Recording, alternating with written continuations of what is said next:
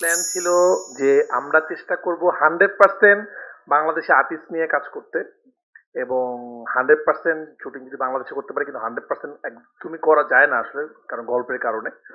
কিন্তু আমি আসলে চিন্তায় আছি সাকিব খানকে নিয়ে বাংলাদেশে শুট করাটা অনেক ডিফিকাল্ট। কারণ আপনারা আমাকে বলবেন বাংলাদেশে শুট করেন না কেন, কিন্তু হাজার হাজার মানুষ আপনি কিভাবে ট্যাকেল দিবেন? আমরা চিন্তা করেছিলাম যেন আমার প্রতিটা সিনেমাতে আমি এক একটা জায়গায় যাই, এক একটা দেশ এলাকায় যাই, এবং ওই জায়গাটাকে আমরা, ওই জায়গার বিউটি আমরা তুলে ধরি। আমরা যখন রাজশাহীতে গেলাম, মানে আমরা মানুষকে কোনোভাবে কাভার দিতে পারছি না। আমাদের আমাদের এমনও ছিল এক একটা দিন 66 থেকে 70 80 জন শুধুমাত্র বডিগার্ড যারা মানুষকে আটকাবে। তো আপনারা আবার নিজেরাই বলবেন সব সিন কেন ইন্টারনেটে চলে আসতেছে, কিন্তু আবার বলুন বাংলাদেশ শুট করা ডিফিকাল্ট এত বড় স্টারকে নিয়ে।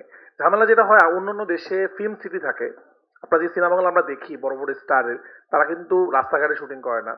কিন্তু আমাদের দেশে করার নেই, আমাদের কিছু করার নেই, আমাদের ছোট্ট একটা এফডিসি আছে, ওখানে আমরা যতটুকু পারি করি। বাট আমি এটা ট্রাই করেছিলাম যে যতটুকু পারা যায় করা যায়।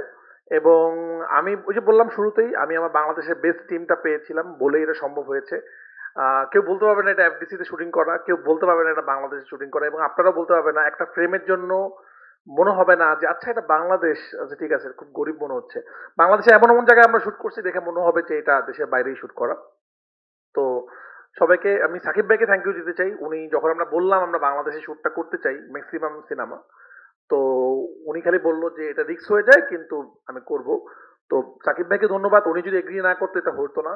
এবং আমার প্রোডাকশন টিম, আমার প্রডিউসার, আমার সবাই আমরা চেষ্টা করেছিলাম যে আমরা এই একটা সিনেমা করব এমন ভাবে যে সিনেমাতে আসলে বাংলাদেশের সবাই থাকবে এবং বাংলাদেশি আর্টিস্টরা থাকবে। এবং অনেকদিন পর হয়তো একটা সিনেমা এরকম হচ্ছে যে সব আর্টিস্ট বাংলাদেশি।